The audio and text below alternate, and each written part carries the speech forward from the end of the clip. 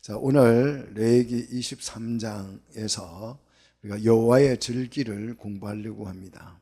어쩌면 레위기 23장은 레위기 23장만 이해를 제대로 해도 성경 전체를 이해할 수 있는 툴이 생깁니다. 정말 레위기 23장은 성경의 핵심 중에 핵심을 설명하고 있는 거죠.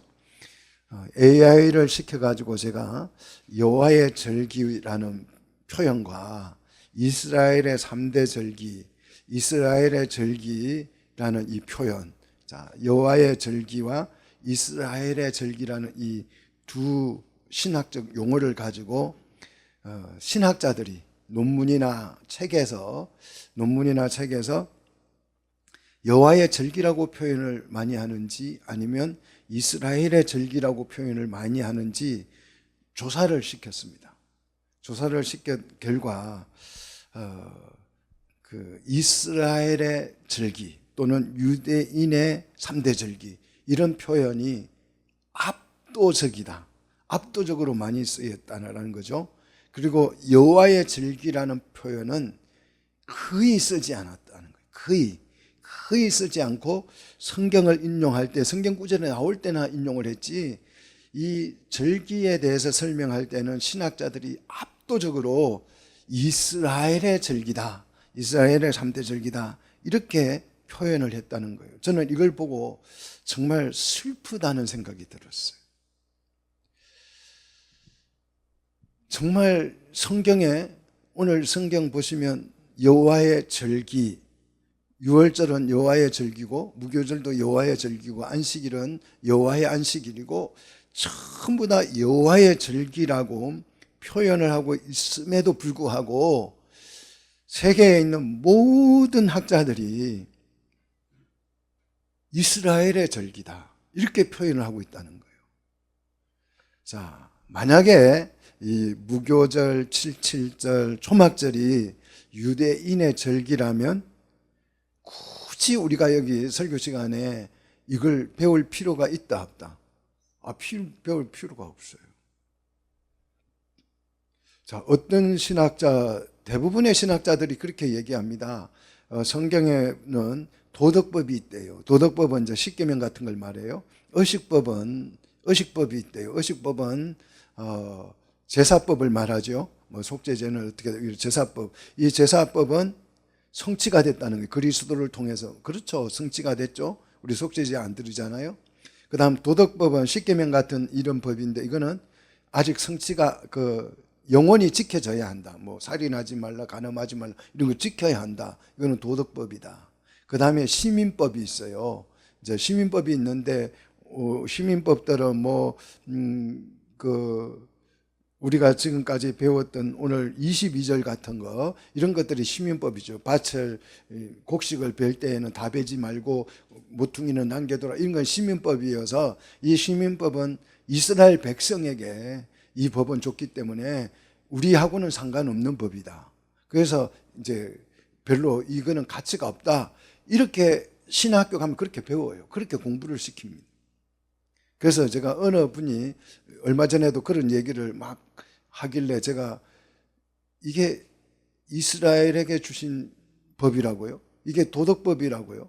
제가 반문했어요. 그래서 왜 그러냐 그래서 그러면 이 법을 지키면 도덕적인 사람이 되는 거예요? 그게 목적이에요? 이게 유대인의 율법이고 유대인에게 주신 시민법이라면 우리가 시민법이어서 우리가 지킬 수 없다고요? 지킬 필요가 없다고요? 유대인이 있기도 전에 이 하나님의 말씀이 먼저 주어졌어요. 제가 그렇게 얘기했어요. 이스라엘이 생기기도 전에, 이스라엘이라는 나라가 있기도 전에 하나님이 주신 법이에요. 성경의 법이지 어떻게 얘기해서 유대인의 법이고 이스라엘의 법이냐. 유대인의 법은 탈무드 같은 게 유대인의 법이다. 바울은 탈무드 같은 걸 어떻게 여겼어요? 배설물로 여겼잖아요. 그런데 정말 많은 사람들이 오늘 이 절기를 유대인의 절기라고 그래요. 이스라엘의 절기라고 그래요. 그걸 왜 배우고 있어요? 물론 만약에 이것이 이스라엘의 절기라면 이스라엘의 풍습이니까 뭐 성경이 이스라엘 사람에 의해서 쓰여진 것이니까, 이스라엘 문화 속에서 쓰여진 것이니까, 이런 문화들을 우리가 배움으로써 성경을 좀 더 쉽게 이해할 수는 있겠다, 그런 차원에서 배운다면 모를까. 이런 절기들을 굳이 배울 이유가 없는 거예요. 유대인에게 주신 그런 유대인의 풍습이라면 성경에 기록할 이유가 있다 없다? 없다. 성경에 기록할 이유도 없는 거예요. 우리가 유대인의 풍습을 왜 알아야 돼요? 알 필요도 없고 읽을 필요도 없고 가치도 없는 거죠. 자, 만약에 이게 유대인에게 주신 이스라엘의 절기라면 이거는 유대인들의 세시 풍습의 우리 추석과 같은 거죠. 그냥 동짓날 같은 거죠. 무슨 가치가 있어요? 이걸 왜 배워야 돼요? 이 절기들이 이스라엘에 주신 절기가 아닙니다. 이스라엘이라는 나라가 있기도 전에 하나님이 이 법을 먼저 시내산에서 주신 줄로 믿습니다. 그래서 오늘 성경에 기록된 이대로 이 절기들은 누구의 절기다? 이스라엘의 절기가 아니고 여호와의 절기다. 그래서 이 절기는, 여호와의 절기라는 말은 무슨 뜻입니까? 이 절기는 계시다. 하나님께서 말씀으로 주신 계시인 줄 믿습니다.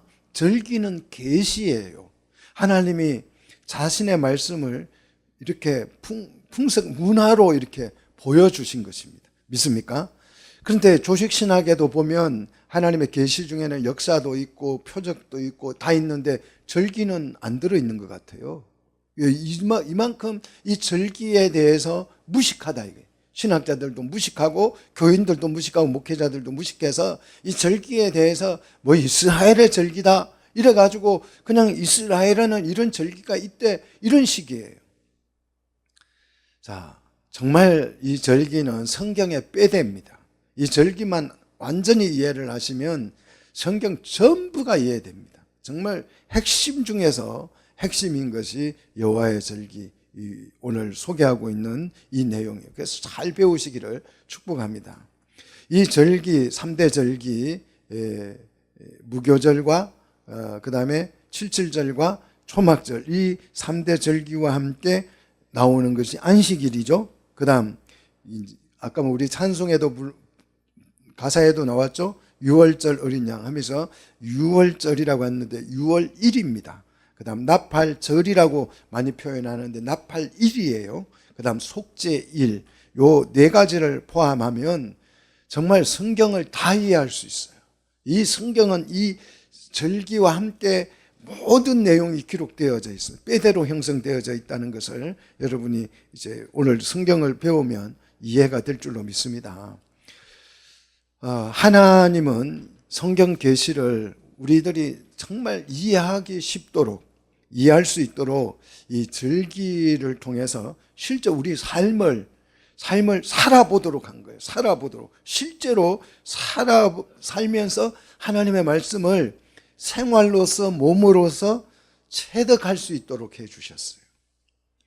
절기, 하나님이 이 고안한 정말 특별한 방식이죠. 세상에 이런 방식이 없잖아요. 실제 1년 동안 생활을 하면서 내가 몸으로 농사짓고 그렇게 농사지어서 추수하여서 첫 열매를 드리고 이런 모든 과정들을 통해서 계시를 주심으로써 내가 실제 말씀을 내 몸으로 실제 경험해 보는 거예요.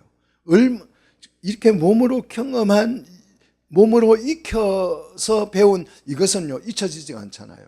운전도요, 몸으로 배우는 거잖아요. 그러니까 아무리 운전을 오랫동안 안 하다가 다시 운전대 잡으면 운전이 저절로 되는 거예요. 걷는 거 여러분 몸으로 체득한, 연습해서 배운 거잖아요. 그러니까 아무리 걷는 거 연습 안 하도 그냥 일어나서 걷기 시작하면 언제든지 걸어지는 거죠. 밥 먹는 것도 몸으로 내가 실제로 얼마나 많이 어렸을 때 흘리고 그랬어요. 밥 먹다가. 근데 그거 무한한 연습을 통해서 몸으로 체득했기 때문에 지금은 여러분 눈 감고도 밥을 먹을 수 있잖아요. 몸으로 이렇게 하나님의 말씀을 실제로 경험해서 느낄 수 있게 한 게 오늘 계시를 통해서, 절기를 통해서 우리에게 계시해 준 것이다. 자, 농사를 지었어요. 그래서 첫 열매를 거두어서 하나님 앞에 드립니다. 이것을 뭐라고 해요? 부활의 첫 열매라는 거예요. 부활의 첫 열매. 그리고 또 오순절에 이 첫 열매를 드림으로써 이게 교회라는 열매를 맺은 거구나. 부활을 통해서 교회라는 열매를 맺은 몸으로 경험하게 한 것입니다. 초막절을 통해서 하나님의 나라를 실제 몸소 초막을 지어서 하나님과 함께 살아보는 거예요. 이렇게 몸으로 실제 살면서 하나님의 말씀을 이해하도록 해주셨다는 거예요. 이런 절기를 유대인의 절기로 착각을 하면 심각해지는. 6월절에는 어린 양을 실제로 잡아서 어떻게 했습니까? 문지방에 바르고 이렇게 바르면서 예수님이 우리를 위해서 우리 죄를 지고 죽으셨다는 것을 몸으로 실제로 행동으로 해보는 거예요. 그러니까 하나님의 말씀은 이렇게 몸으로 실제를 해봄으로써 이것이 복음이야, 이것이 구원이야, 이것이 생명이야, 이것이 부활이야, 이것이 교회야, 이게 하나님의 나라야. 정말 너무나도 자세히 그냥 초등학생도 해보면 다 알 정도로 너무너무 쉽게 설명을 해줬는데 이걸 유대인의 절기, 이스라엘의 절기로 그렇게 오해를 함으로써 하나님의 말씀을 도무지 깨닫지 못하는 맹인이 되어버린 것입니다. 사랑하는 우리 성도 여러분, 오늘 이 절기, 여호와의 절기를 제대로 이해할 수 있게 되기를 축복합니다. 유대인들도 마찬가지죠. 유대인들도 계시로 주신 이 절기를 자기네 풍습으로, 문화로 이해를 해서 그들에게 6월절은 무슨 날이에요? 우리나라의 강복절 같은 날이에요. 애굽에서 해방된 날. 그래서 강복절로 지키는 거죠. 해방일로. 7.7절은요 농사 풍습이에요. 유대인들에게 있어서 계시로 주신 것인데 농사 풍습으로 이해를, 우리나라 같으면 추석 같은 거죠. 예. 그 다음 초막절은요 전통 문화로 생각을 합니다. 유대인들에게 절기는 과거의 사건이에요. 과거에. 예, 애굽에서 우리를 구원한 사건, 농사지은 문화, 이런 과거의 사건으로 이 절기를 이해하지 계시로 받아들이지를 못하고 있습니다. 그래서 유대인들이 아직도 성경을 이해한다 못한다? 못하고 있다. 성경을 이해를 못하니까 예수를 믿는다 안 믿는다? 못 믿고 있다. 이 성경의 모든 내용이 누구에 관한 것입니까? 예수님에 관한 거예요. 그런데 그걸 이해를 아직도 못하고 있어요. 지금 몇 년 동안 아브라함 때부터 지금까지 못하고 있으니까 이렇게 하나님이 들어도 듣지 못하고 보아도 보지 못하고 이런 얘기를 할 수밖에 없는 거죠. 예? 그리고 더디 믿는 자들이 정말 더디 믿어요. 더디 믿는다는 게 그냥 좀 이해력이 좀 딸린다 이 정도가 아니고 뭐 100년이 돼도 1000년이 돼도 못 깨닫고 있다는, 2000년이 돼도 아직도 이해를 못하고 있는 상태, 이걸 더디 믿는 것이라 그러는 거죠. 자, 절기 중에서 가장 핵심적인 절기는 뭐냐 그러면 안식일입니다. 자, 안식일을 제대로 이해할 때에 이제 모든 절기들의 핵심들을 이해하게 되는데요. 오늘 3절을 보시면 일곱째 날에 이름이 붙었죠. 일곱째 날이 무슨 날입니까? 쉬는 날, 안식일이죠.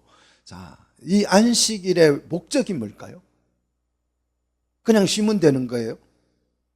안식일. 안식일은 그냥 쉬는 날이에요. 쉬는 날이면 공휴일이 되는 거죠, 안식일은. 그럼 여러분 여기 나오면 안 돼요. 쉬라는데 왜 나와요? 1.5배 더 받으려고. 안식일의 목적은 성회입니다. 믿습니까? 그래서 성회에는 세 개의 단어가 포함되어 있어요. 이 성회에는 모에드라는데 만남의 시간입니다.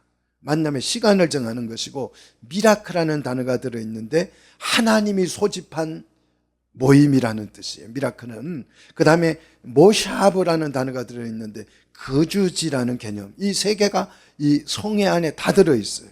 그래서 성회는 뭐냐? 하나님이 소집한 거룩한 모임의 날입니다. 믿습니까? 그럼 왜 모이느냐? 왜 하나님이 이 거룩한 모임을 안식일에 소집했는가? 요걸 아는 게 중요해요. 왜 소집했을 것 같아요? 궁금해서요? 얼굴 보고 싶어서요? 왜 소집했을 것 같아요? 성회, 성자는 코데시, 거룩한, 이 회는 미라크, 이 미라크 속에는 소집이라는 의미가 들어있고 낭독이라는 의미가 두 개 개념이 들어있어요. 그래서 하나님이 거룩한 말씀을 낭독하기 위해서 지정된 장소에 지정된 날짜에 뭐 한 것입니까? 소집한 거예요. 뭘 하기 위해서요? 말씀을 낭독하려고. 하나님의 말씀을 낭독할 목적으로. 그래서 이 날은 안식일인데 안식일의 목적은 성회고 성회의 목적은 말씀을 낭독하는 것이에요. 그래서 우리 한번 느헤미야 8장 8절을 한번 봅시다. 느헤미야 8장 8절을 보시면 말씀의 낭독이 뭔지 우리가 정확하게 이해할 수 있죠. 말씀을 낭독한다는 말이 그냥 성경을 그냥 읽으면 되는가? 그게 아니고 느헤미야 8장 8절입니다. 같이 읽습니다. 하나님의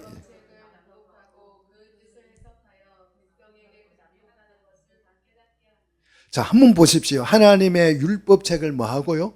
낭독하고, 낭독을 하고 그냥 끝나는 게 아니고, 낭독으로 끝나는 것이 아니고 그 뜻을 뭐 한다고요? 해석하고, 백성으로 그 낭독한 것을 뭐 하게 한다고요? 깨닫게 한다고. 해석하는, 낭독으로 끝나지 않아요. 그 뜻을 해석하고 해석한 것을 백성으로 하여금 뭐 하게 한다고요? 깨닫게 하는 데까. 이게 설교예요. 이게 설교입니다. 그런데 주로 낭독하고 해석하는 정도로 끝나는 경우가 많죠. 깨달지를 못해요. 깨달는 데까지 가셔야 돼요. 자, 성회의 목적은 안식일의 목적이 되는 거죠. 그래서 백성으로 그 낭독한 것을 깨닫게 하는데 목적이 있습니다. 그래서 안식일과 휴일은 개념이 같다 다르다. 다른 것이에요. 안식일은 말씀을 낭독하기 위해서 노동을 쉬는 것입니다. 믿습니까? 뭐 하기 위해서? 말씀을 낭독하고 깨닫고 이해하기 위해서 뭘 쉰다고요? 노동을 쉬는 날이에요. 휴일은요, 목적이 없어요. 그냥 쉬면 돼요. 쉬는 게 목적이에요. 근데 안식일은 말씀을 낭독하고 해석하여서 그것을 깨닫게 하기 위해서 다른 일을 하지 말라는 거예요. 이게 안식일이에요. 여러분, 여호와의 안식일을 기억하시기를 축복합니다. 예. 자, 다음 여호와의 절기의 핵심은 바로 그래서 안식일이 되는데 천지창조의 핵심도 뭐예요? 안식일이죠. 성경의 핵심도 안식일입니다. 안식이 뭐예요? 그냥 쉬는 게 아니에요. 안식, 그 쉼을 누리는 거. 성경 말씀이 굉장히, 예수님 말씀이 굉장히 좀 잘 곱씹어 생각하면 좀 이 말씀이 이해가 안 돼요. 자, 한번 보십시오. 수고하고 무거운 짐진 자들아, 다 내게 와서 배우라. 이거 달달 외우잖아요. 자, 수고하고 무거운 짐진 자들아,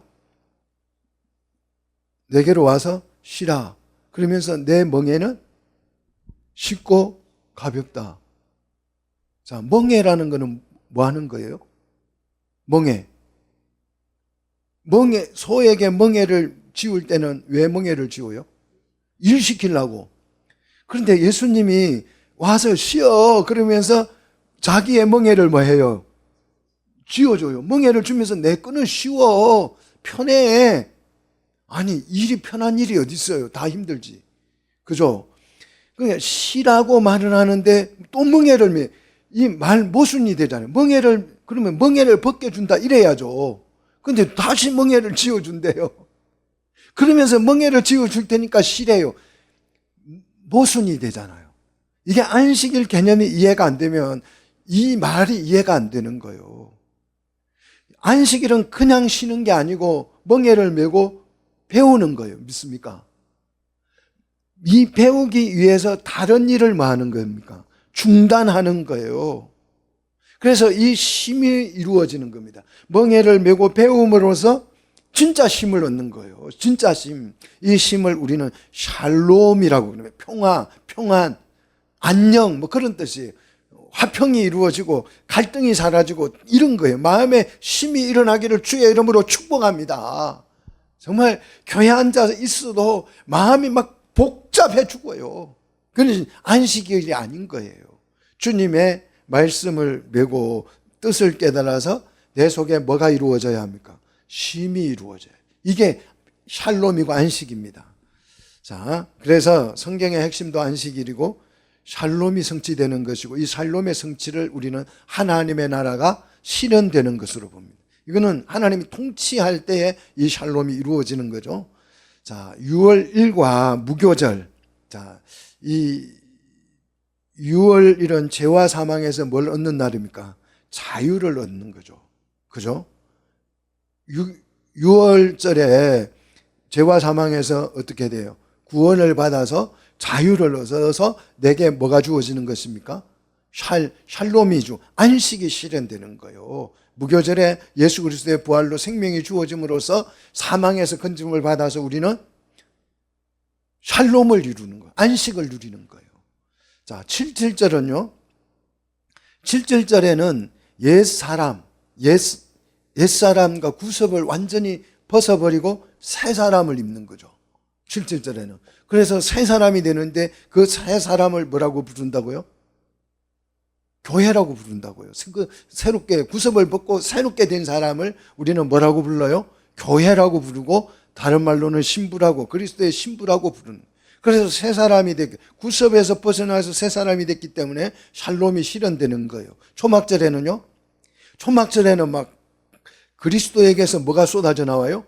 생수의 강이 막 흘러나와가지고 우리의 생명을 어떻게 바꾸어요? 영원한 생명, 영생으로 바꾸어 버려요. 그래서 샬롬이 실현된다는 거예요. 자, 절기는 안식일의 성취가 목적입니다. 그리고 이 안식일의 주인은 누구다? 예수님이시다. 믿습니까? 그래서 예수님을 통해서 샬롬이 성취된다. 안식이 성취되어서 하나님의 나라가 실현된다는 것입니다. 우리 예수님이 초림하심으로써 안식일이 성취가 됐어요. 그래서 우리는 이제 제8일, 8일이 뭐가 된 거예요? 휴일이 된 거죠.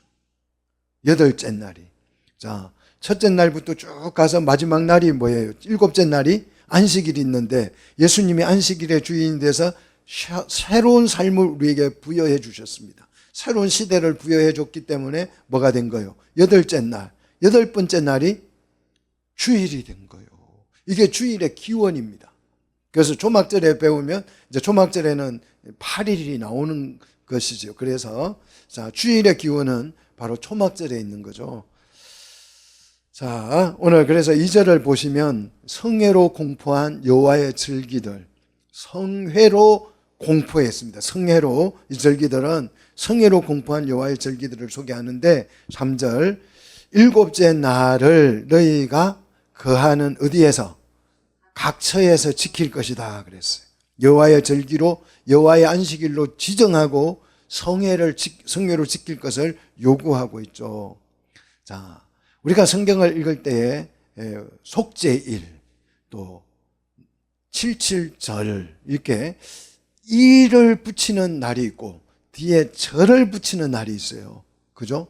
우리나라도 마찬가지예요. 3.1절, 강복절, 그 다음 식목일, 국군의 날, 이렇게 뒤에 날을 붙이고 일을 붙이는 경우가 있고 절을 붙이는 경우가 있어요. 그러면 성경에도 마찬가지인데, 날과 절을 어떻게 붙이는지 제가 설명을 해드릴게요. 날은 모임을 갖는데 어디서 모이냐 그러면 각처에서 모여요. 자기가 사는 데서 모이는 거예요. 각처라는 말은 그 거주지에서 모임을 갖는 것을, 모임을 가질 때에는 뒤에다가 뭘 붙인다? 일을 붙인다는 거예요. 속죄일, 이렇게 일을 붙이고, 그러니까 그 각처는 가정이나 지역 공동체에서 모임을 갖는 것을 말해요.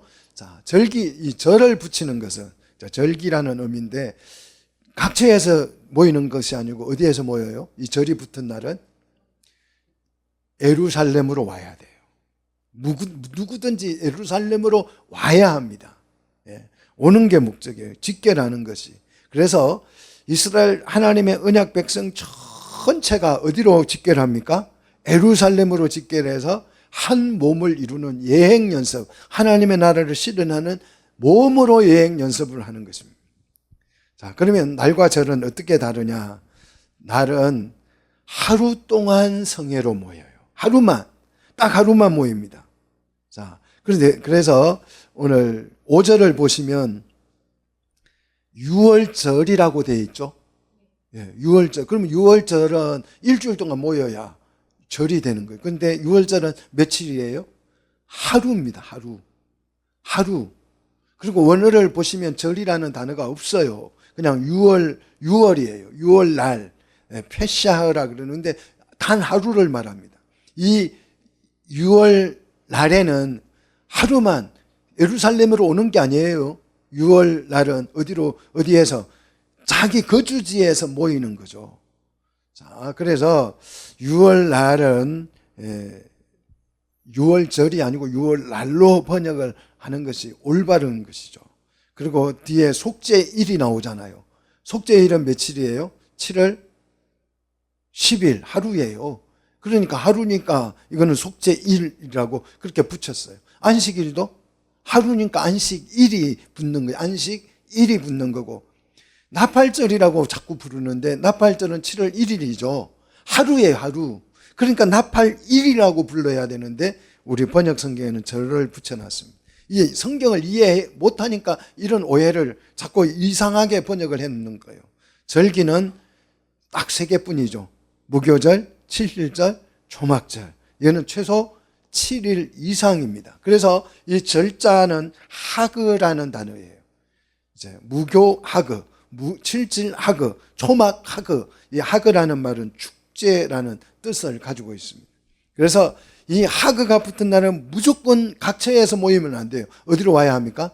예루살렘으로 직결해서 한 몸이 되는 연습, 한 교회가 되는 연습, 한 나라가 되는 예행 연습을 해야 합니다. 자, 요걸 좀 살려가지고 우리가 한번 연합 집회 많이 하잖아요. 서울시가 전부 다 그냥 한 날은 날 정해가지고 다 모이는 거예요. 그래서 우리가 한 몸임을 경험하게 하는 이런 게 굉장히 중요할 것 같은데 안 하는 거죠. 자, 성경을 보면 이 한 교회인 것을, 한 몸인 것을 이 세 절기를 통해서 직결시킴으로써 경험하게 하는 거죠. 자, 그래서 4절로 16절을 보시면 이제 유월날과 무교절이 소개가 되고 있습니다. 제가 이제 습관이 돼서 유월절이라고 해도 여러분이 잘 알아들으시기를 축복합니다. 5절에 보시면 이 여호와의 유월일, 유월날이죠. 유월날은 첫째 달, 그러니까 1월 14일 밤, 그러니까 해가 지면 그때부터 뭐가 시작되는 거예요? 유월날이 되는 거예요. 유월날을 되는데 14일 밤부터 15일 해 질 때까지가 뭐예요? 유월날이에요. 이 날은 뭘 계시한 것입니까? 우리 죄를 십자가에 짊어지시고 죽으신 예수님의 죽음, 십자가의 사건을 우리에게 보여주는 거예요. 예수님이 일주일 동안 죽을 수는 없잖아요. 하루밖에 안 되는 거죠. 하루에 죽는 거죠. 그러니까 하루밖에 안 되는 거예요. 6월 1은. 구원을 계시한 절기가, 그래서 보라 세상 찌를 지고 가는 어린 양이로다. 그게 세례 요한이 예수님에 대한 표현이었잖아요. 자, 이것이 6월 날입니다. 그 다음 이 6월 날과 붙어서 나오는 절기가 바로 무교절입니다. 자, 6월절과 겹쳐서 시작돼요. 이게 무교절은. 그래서 무교절이라고도 하는 6월절, 6월절이라고도 하는 무교절. 그러니까 같이 붙어 있기 때문에, 같은 날과 겹쳐지기 때문에. 자, 6절을 보시면 무교절은 이제 15일부터, 그러니까 6월절은 14일 저녁부터 시작해서 15일 해질 때까지인데, 무교절은 15일 아침부터 시작이 되는 거죠. 15일부터 7일간 뭘 먹는 날이에요? 무교병을 먹는 날입니다. 그래서 이 무교절의 첫날과 마지막 날은 무슨 날이에요? 안식일이 돼요. 안식을 이루는 것이 목적이 되는 절기다 이 말이죠. 자, 10절 보시면 이날 첫 열매로, 그래, 첫 열매는 무슨 열매일까요? 첫 열매. 여기서 첫 열매는 무슨 열매일까요? 보리예요, 보리. 자, 이 보리의 첫 열매로 10절에 요제를 드리고 12절 번제와 13절 소제를 드립니다. 소재는 고운 가루 10분의 2 에바, 10분의 2 에바는 4.4리터. 우리나라 같으면 한 2대 되나요? 우리 1.8리터가 우리 한 대라 그러잖아요. 그런데 4.4리터 정도 되는 양을 말합니다. 그리고 13절에 전제, 전제는 포도주를 붓는다는 뜻이죠. 그래서 이 4분의 1 흰을 드린다 그랬는데 이 1흰은 1리터 정도라고 생각을 하시면 됩니다. 포도주는 뭘 상징할까요? 피를 상징하죠. 그래서 예수 그리스도께서 피 흘려서 우리를 뭐 하셨다는 뜻이에요. 구원해 주셨다는 것을 이런 절기를 통해서 이 피를 부으면서 봐, 이게 예수님이 우리를 위해서 피 흘려 죽으신 피야, 이렇게 막 보여주는 거요. 몸으로 해보는 거요. 이렇게 해도 성경을 이해를 못한다 그러면 심각한 거죠. 자, 그리고 이 무교절에 주의할 점은 14절이죠. 이 첫 열매를 하나님께 요제로 드리기 전에는 그 해에 추수한 것을 먹으면 된다 안 된다? 예, 먹지 말라는 거예요. 처음으로 하나님의 난 것을 가장 먼저 드린 후에, 자, 여러분이 11조를 드리는데 100만 원의 11조를 받았어요. 월급을 받았어요. 근데 내가 쓸 거 다 쓰고 마지막에 남는 걸로 11조를 드리면 된다 안 된다? 안 된다는 얘기예요. 가장 먼저 지출을 하라. 11조 먼저 지출하라. 이게 첫 열매죠. 그 개념이에요. 이 처음 열매를 따라가면 첫 열매 누가 나온다고요? 예수님이 나온다는 거예요. 예수님을 만나는 그런 경험을 하라는 뜻이죠. 자, 그래서 핵심, 오늘 이 무교절의 핵심은 첫날, 7절 첫날은 뭐다? 안식일이고, 마지막 날, 8절 마지막 날은 뭐다? 안식일이어서 그날은 뭐 한다? 성회로 모인다는 거예요. 이 무교절이라고 다 모이는 게 아니고 첫날과 마지막 날 성회로 모이는 것입니다. 그래서 뭘 낭독한다고요? 말씀을 낭독해서 그 말씀을 뭐 하라고요? 해석해서 백성으로 하여금 뭐 하게 하라고요? 깨닫게 하라는 거예요. 그 못 깨달으니까 아직도 예수를 못 믿는 거죠, 유대인들이. 그래서 안식일이라고 하는 말은 말씀을 낭독하는 일에 어떤 노동도 하지 마. 이게 안식일 선포예요. 말씀을 낭독하는 일 외에 다른 일은 하지 마세요. 노동하지 마세요. 딴 일 다 제껴놓고 뭐만 하라. 하나님의 말씀은 낭독하고 그 말씀을 해석하고 그 말씀을 뭐 하라고요? 깨닫게 하라고. 그래, 이 목적으로 안식일을 성회로 주신 줄 믿으시기를 축복합니다. 자, 우리가 이제 6월 1과 무교절을 배웠습니다. 이제 두 번째는 이제 77절. 자, 무교절을 쭉 살고 나면 뭐가 나와요? 무교절이 오는 거예요. 자, 무교절은 두 번째 초실절이라 그래요. 초실이라는 첫 열매를 말해요. 자, 무교절에서 첫 열매를 거두어 가지고 요제로 드렸죠. 이제 그러니까 두 번째 초실절이라고 그러죠. 이 77절은 두 번째 초실절에는 뭘 거둘까요? 비를 거두어요. 우리가 맥주 감사절이라고 부르는 절기가 바로 이 초실절입니다. 우리는 보리 추수라고 그러는데 정말 오해하는 거예요. 밀을 추수하는 절기죠. 자, 밀을 추수하는 이 무교절의 첫날, 무교절의 첫날 안식일이죠. 무교절의 첫날은 안식일이었고 둘째 날이 요제로 드리는 날이라 그랬어요. 이 요제를 드리는 날. 그러니까 이제 무교절의 첫날은 안식일이고 둘째 날부터 이제 수를 세기 시작합니다. 50일을 계수합니다. 그래서 50일을 계수해서 새 뭘 드린다고? 새 소제를 드리는 날이죠. 새 소제를 드린다. 그래서 새 소제라는 말은 무교절의 소제와는 이 소제는 같다 다르다. 다른 소제라는 뜻이죠. 그죠? 자, 그래서 무교절의 소제와 차별화하기 위해서 새로운 소제라고 표현했습니다. 자, 17절 이 무교절에는 무교병을 먹어요. 그죠? 무교병을 먹는데 17절 보시면 17절에는 뭘 먹어요? 무교병을 먹는 게 아니고 뭘 먹습니까? 유교병을 먹어요. 자, 무교병은 누룩을 넣지 않는 빵이고 유교병은 누룩을 넣은 빵이죠. 그래서 무교절과 유교절 전혀 반대 개념이잖아요. 77절에는 누룩을 넣어서 빵을 해먹고, 무교절에는 누룩을 안 넣고 해먹어요. 하나님 신기하죠. 언제는 누룩 넣으라 그랬다가, 언제는 누룩을 넣지 말라 그랬다가, 너무 헷갈리죠. 의미를 모르면 이게 헷갈리는 거죠. 무교절의 누룩은 뭘 상징할까요? 죄를 상징해요. 그래서 그 무교절의 무교병 떡은 누구를 상징하는 겁니까? 예수님을 상징해요. 예수님은 죄가 있다 없다? 죄가 없다. 그러니까 누룩을 넣으면 안 된다는 거예요. 죄 없으신 예수님의 몸을 상징하는 게 무교병입니다. 그래서 죄 없으신 예수님을 우리가 어떻게 해요? 먹죠. 그걸 우리는 뭐라고 불러요? 성찬이라고 부르죠. 그러니까 무교절만 이해하면 성찬까지 다 이해가 되는 거예요.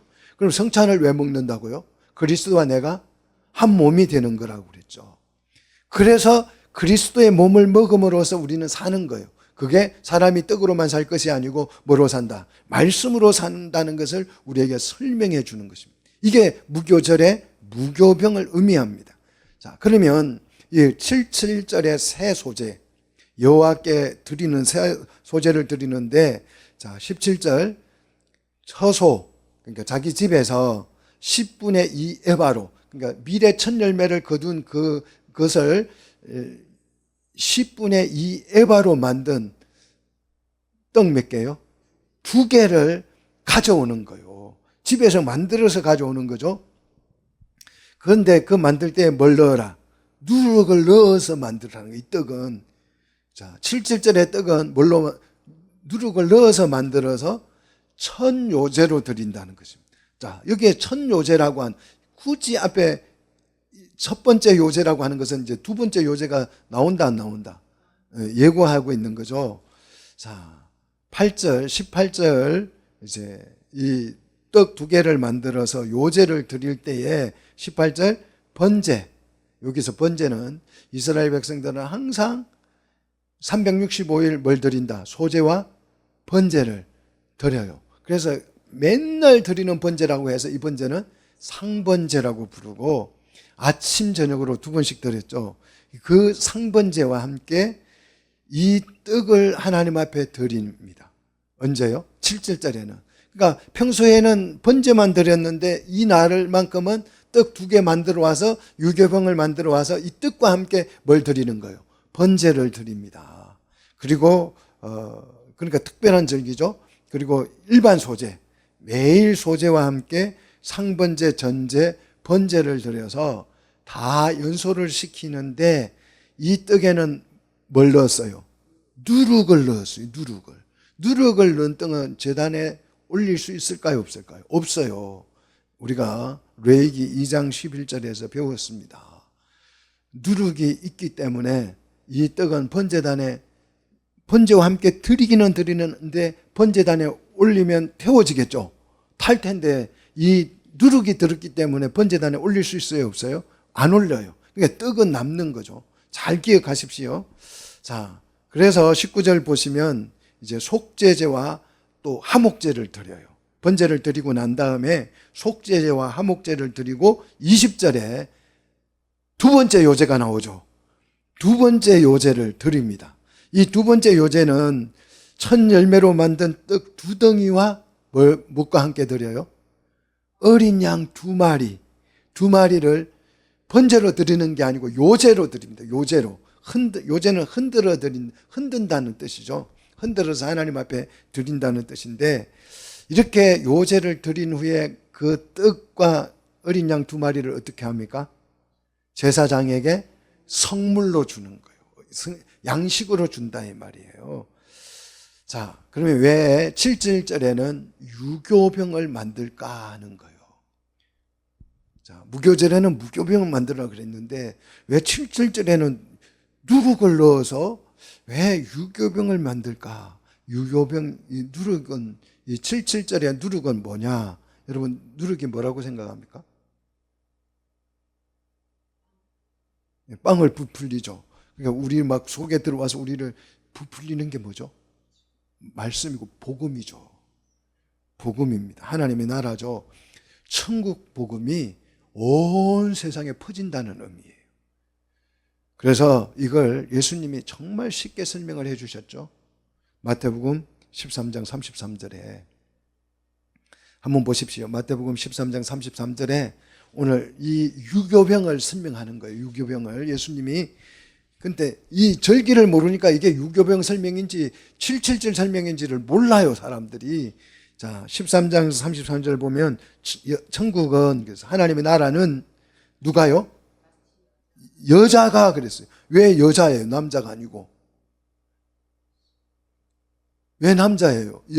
남자가 아니고 왜 여자입니까? 성차별하는 것입니까, 이거? 왜 여자일까요?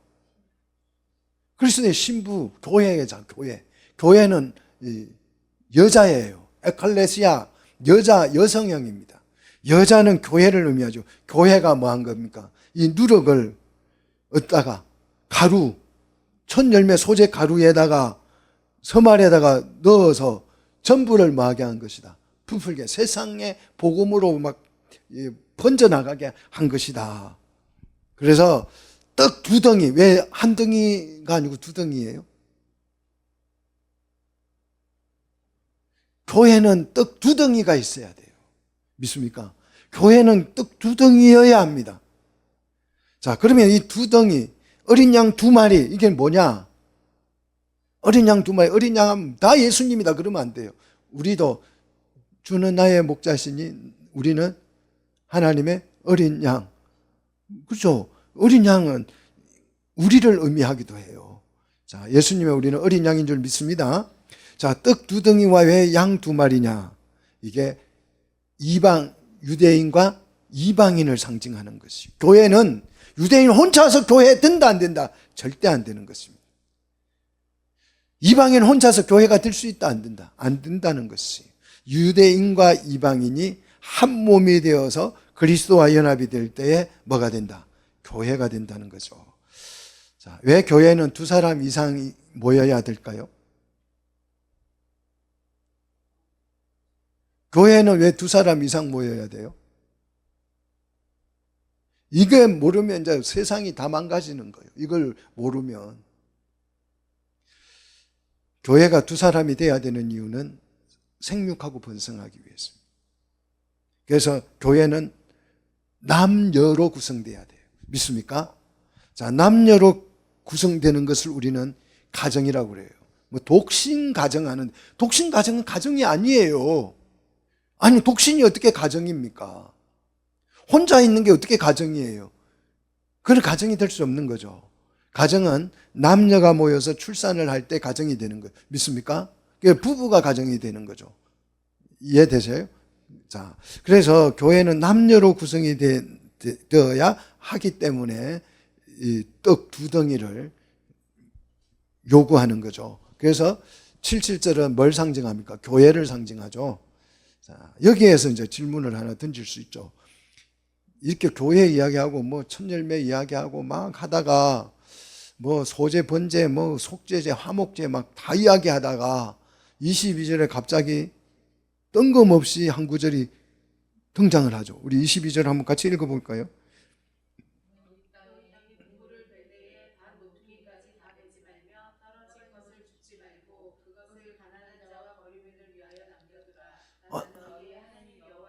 뭐 천열매 가지고 떡을 만들고 유교병을 만들고 속죄제를 드리고 요제를 드리고 번제를 드리고 막 전부 다 이야기하다가 갑자기 마지막 22절에 가서 여러분 성경에 보면 그 동그라미 딱 쳐져 있죠. 그러니까 앞에 내용하고 다르다는 내용이 문단 구분이에요. 이게 문단 구분이에요. 앞에 내용하고 이거는 이게 왜 들어가 있지? 그 모르니까 동그라미 쳐놨어요. 그 다음에 23절에 또 동그라미 나오니까 새로운 문단이 된다는 거죠. 자, 그러면 21절 문단과 22절 문단이 다르다는 뜻이에요. 내용이. 그리고 23절하고도 다르다는 뜻이에요. 근데 갑자기 이 22절이 툭 튀나와 있으니까 에라 모르겠다 해가지고 동그라미 딱 쳐놓은 거예요. 이해되세요? 여러분, 왜 뜬금없이 막 소재, 번제, 속죄제, 화목제 얘기하다가 밭에 농사 짓다가 추수하다가 밥 모퉁이 다 베지 말고 그거 남겨둬라. 이런 얘기를 왜 해요? 모르겠다. 이거 에라 모르겠다. 그러니까 야, 이건 앞에 얘기도 아니고 뒤에 붙는 얘기도 아니고 모르겠다. 동그라미 쳐놨습니다. 아, 이게 뭐지? 그래서 이제 요즘 학자들은 이건 누가 잘못해가지고 써연 거야. 모르고 써연 거야. 그 졸다가 성경 뺏기다 그냥 써놓은 거, 그래 편집설이라는 게 나와요. 성경을 막 편집했다는 거요. 이게 이해가 안 되니까 이렇게 무식합니다. 이렇게 무식해요. 성경을 정말 몰라요. 자, 오늘 이게 그냥 무슨 뜻인지 이해를 못하는 것은 성경을 이해를 못해서 그래요. 10절을 보시면 하나님이 주신 땅에서 나는 뭐예요? 하나님이 주신 땅에서 나는 곡물 양식을 말하죠. 하나님이 주신 땅에서, 하나님 주신 땅은 어디죠? 가나안 땅이었죠. 그죠? 가나안 땅에서 나는 그 곡물 양식, 이 양식은 뭐다? 말씀이라는 거죠. 그죠? 지금 얘기하는 게 무교병 만들고 유교병 만든 거는 말씀을 말하는 거잖아요. 복음을, 말씀과 복음을 말하는 거잖아요. 근데 그 복음을 뵐 때에 남겨두라는 것이에요. 누구를 위해서요? 가난한 자와 거류민들. 거류민들은 이방인들이죠. 이 가난한 사람들, 밭이 없는 사람들, 그 사람들이 굶어 죽지 않도록 그것을 남겨서 이 양식을 그 사람들하고 뭐 하라는 거예요? 나누어 먹으라는 얘기예요. 나누어. 같은 양식을 우리는 먹음으로써 한 식구가 되는 거죠. 한 가족이 되어서 뭐가 될 거예요? 교회가 될 거예요. 이렇게 남겨두는 행위, 가난한 자와 거류민을 위해서 남겨두는 이 행위 자체를 우리는 뭐라고 불러요? 사랑이라고 부르잖아요. 이해되세요? 이 사랑이 뭐예요? 교회를 이루는 언약 규정이라고요. 규정. 믿습니까? 십계명, 그래서 사랑이라는 말로 통일되는데 이것이 언약 규정이라고요. 사랑함으로써 뭐가 되는 거예요? 하나님을 사랑하고 이웃을 사랑함으로써 우리는 뭐가 될 수 있어요? 교회가 될 수 있다는 걸 지금 설명하는 거예요. 이걸 우리는 찐사랑이라 그래요. 그냥 입으로만 사랑하는 것이 아니고 남겨두어서 먹게 해주는 거예요. 같은 양식을 먹게 할 수 있는, 먹도록 배려해주는 행위. 이게 찐사랑이에요. 그래서 서로 연합하여서 교회가 된다는 것을 이 절기를 통해서 설명합니다. 생뚱맞은 얘기가 아니에요. 갑자기 무교절, 유교병 하다가 갑자기 소재 번제 하다가 왜 갑자기 농사 추수하는 얘기가 여기 나와? 그런 얘기가 아니고 의미를 모르면 동그라미예요. 동그라미. 여러분 오늘 이해되시기를 축복합니다. 자, 그러면 이제 우리가 6월절을 지나왔고 그 다음에 무교절을 지나서 77절에 왔어요. 자, 그 다음에 이제 이 절기가 쭉 연결돼서 나오는 거예요. 순서대로. 자, 23절로 25절 보면 뭐가 나와요?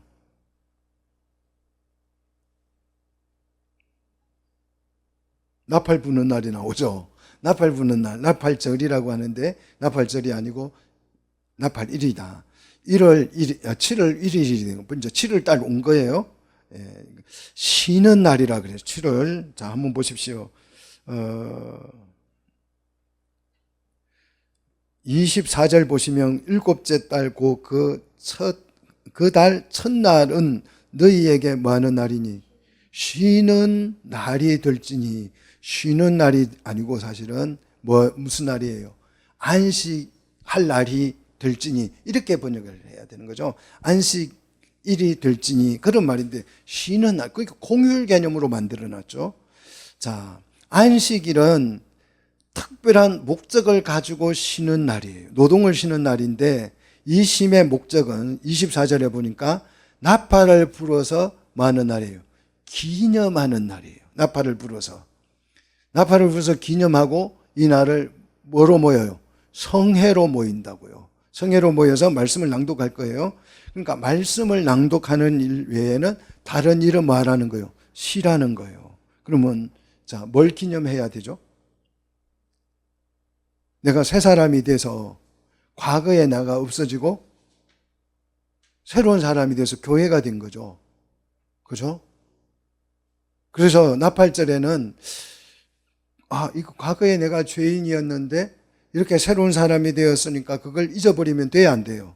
과거의 죄인이었음을 잊어버리지 말고 죄를 늘 회상하고 내 죄를 어떻게 살펴서 제가 다시 깨끗하게 겉옷을 주님이 빨아서 입혀줬는데, 흰옷을 입혀줬는데 살다가 보니까 때가 묻었는지 안 묻었는지 그걸 뭐 해보는 거예요? 체크해 보는 거예요. 그래서 더러워졌으면 어떻게 해야 된다고요? 그리스도의 보혈에 이거는 빨아야 한다고요. 그리고 이제 속죄일을 맞을 준비를 해야 되죠. 속죄일에 맞아서 깨끗하게 죄를 빨 그런 날을 기념하는 거예요. 그리고 이 속죄일이 지나면 주님이 오시죠. 주님의 재림을 기다리는 날이죠. 이 두 가지를 기억하면서 나팔을 불면서 이 두 가지를 기념해야 돼요. 예수님이 나를 위해서 죽으셨던 그 죽음으로 인해서 내가 새롭게 되고, 그리고 정결하게 되었고, 성찬을 기념하고, 이런 기념을 하는 거죠. 그리고 그걸 그리스도 한 몸이 되어서 교회가 되어서 신부가 되어서 신랑 오실 주님을 기다릴 것을, 재림할 것을 기념하면서 기다리라는 거죠. 자, 속죄일을 맞이하고 재림할 주님을 기다리게 하는 날이 바로 나팔절입니다. 그래서 계시록 읽어보면 나팔이 불 때 주님이 오실 줄로 믿습니다. 그래서 나팔 불 때 나의 이름 부르고 오신다 이거죠. 자, 나팔절이 이제 지나고 나면 뭐가 와요? 속죄일이 오는 거죠. 7월 10일, 열흘 후에 속죄일이 오는데, 이 속죄일도 목적이 뭐예요? 성회죠. 성회입니다. 속죄일 모임의 목적은 뭘까요? 속죄일은 왜 모일까요? 자, 오늘 성경을 보시면 스스로 괴롭히는 날이에요. 스스로 괴롭히는 날. 이 스스로라는 말은 생명이라는 뜻입니다. 생명을 괴롭히는 날.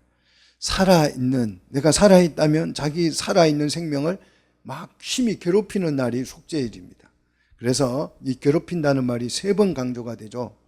주님이 입혀주신 그 의의 옷, 구원의 옷이 살다가 보니까 막 더러워졌어요. 그래서 이 더러워진 옷을 보면서 십자가의 그 은혜로 네가 구원을 받았는데도 불구하고 이렇게 옷을 더럽혔냐 하면서 자기 생명을 뭐 하는 거예요?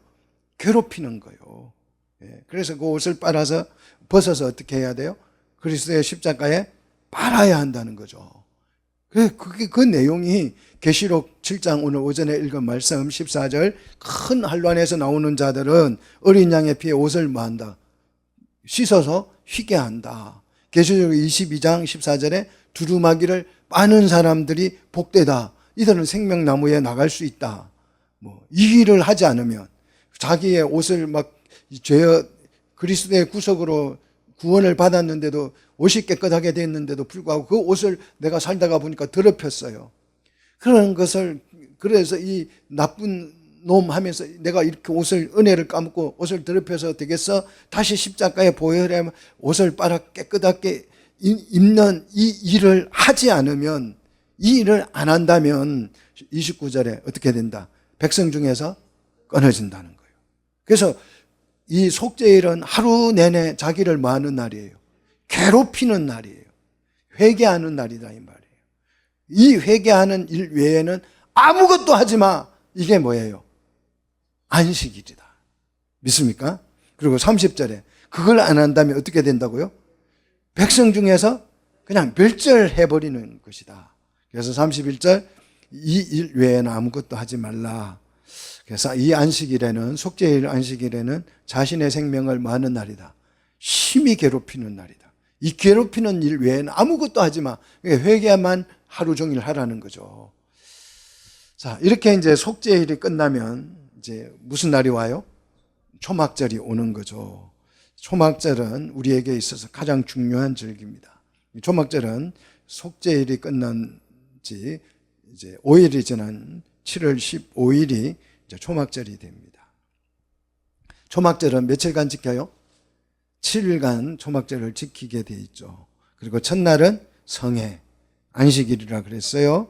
자, 성회에는 집중해서 노동하지 말고 목적한 것만 하라는 거죠. 36절에 보니까 7일간 하루도 쉬지 않고 뭘 드리라?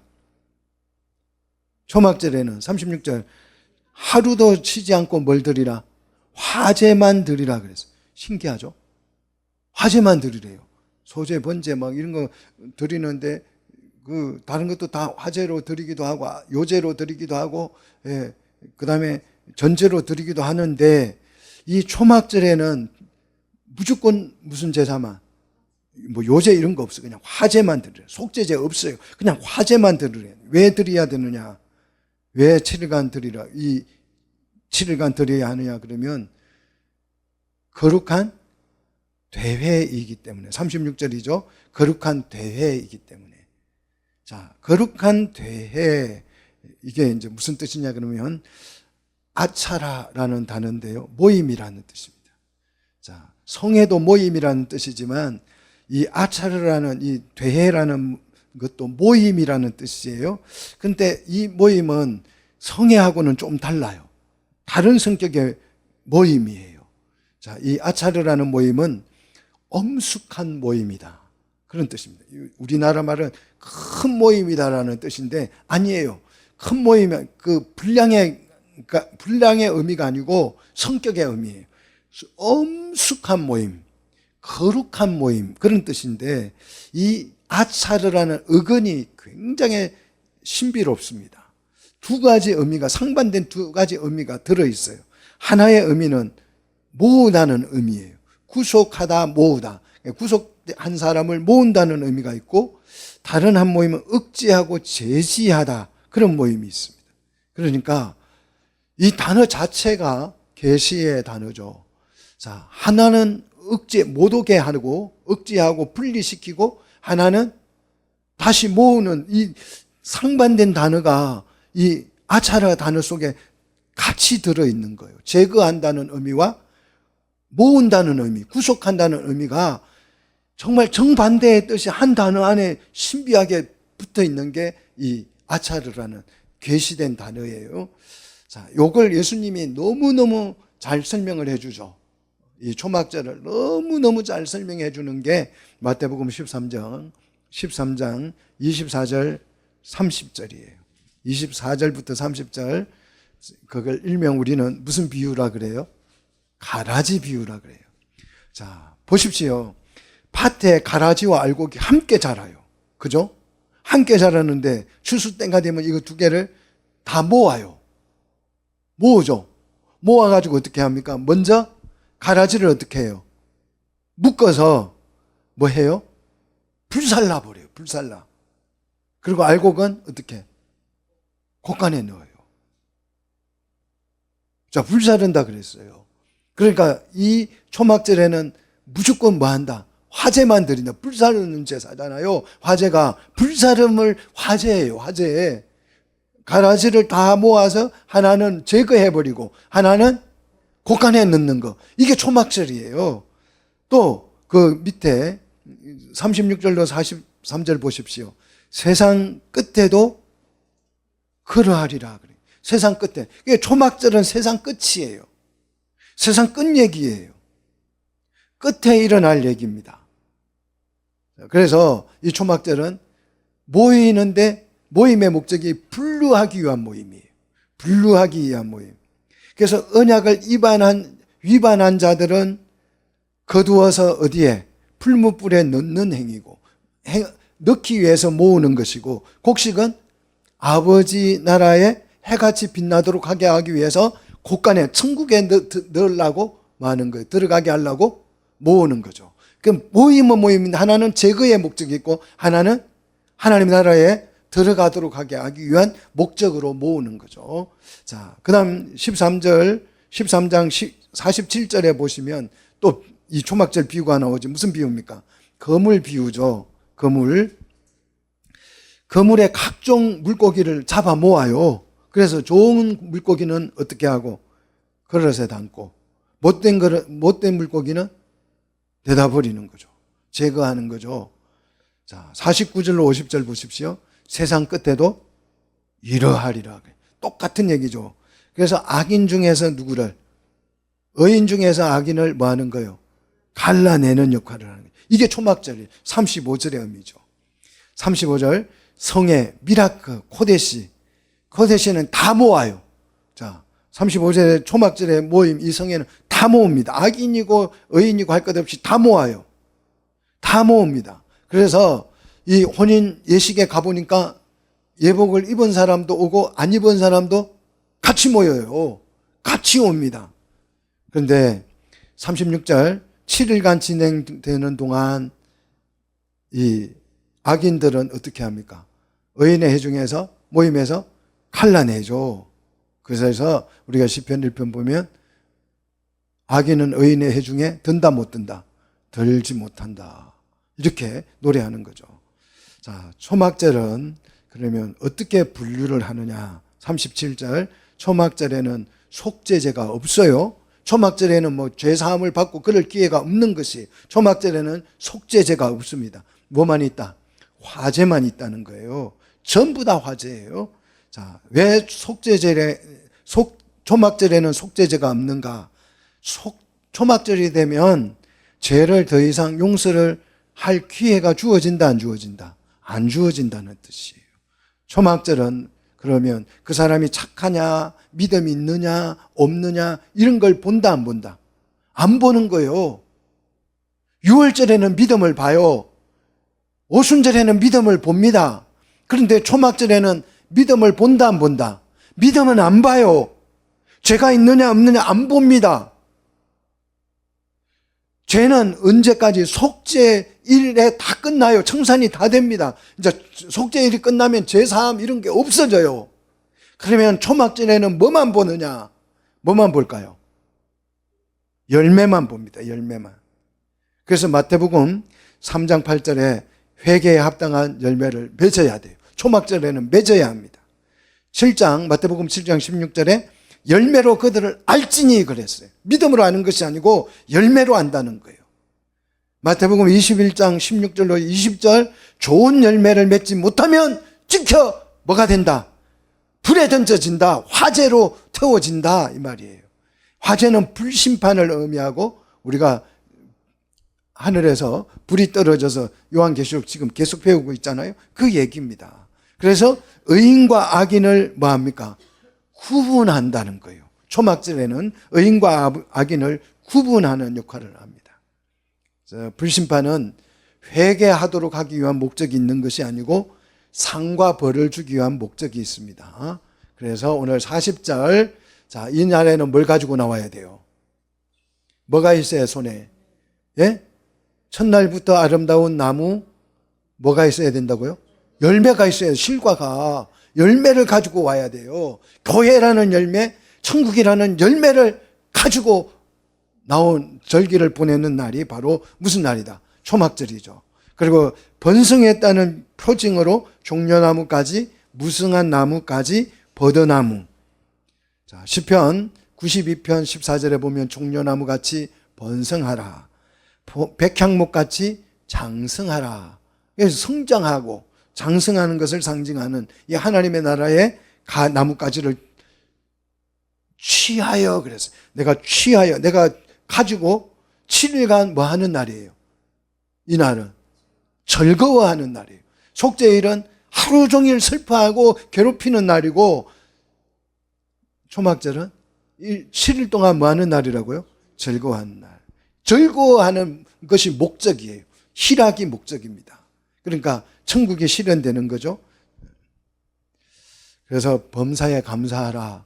초막절이니까 범사에 감사하라. 이렇게 바울이 말할 수 있는 거죠. 자, 43절. 우리를 구원한 목적이 뭡니까? 애굽 땅에서 우리를 인도해내서 초막에 거주하게 하는 거. 자, 초막에, 너희를 구원한 목적은 초막에 뭐 하려고? 살게 하기 위함이야. 이게 구원의 목적이라는 것이에요. 그런데 이 초막의 재료가 뭡니까? 뭘로 초막을 만들어요? 종려나무, 무성한 가지, 버드나무죠? 자, 그런데 우리 초막하면 굉장히 서글프죠?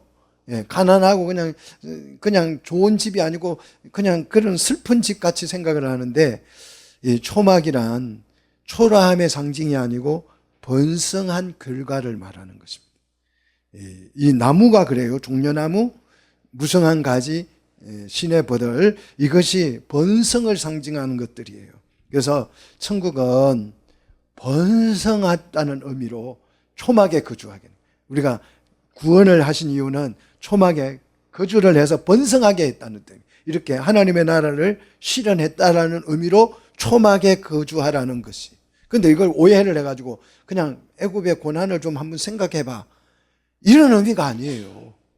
번성시켰다라는 의미죠. 그래서 천국은 하나님이 다 만들어 놓고 너희들 여기 와서 살아, 이게 아니고 하나님과 우리가 뭐 하는 거예요? 같이 그 나라를 만들어 가는 것. 신인 협력이에요.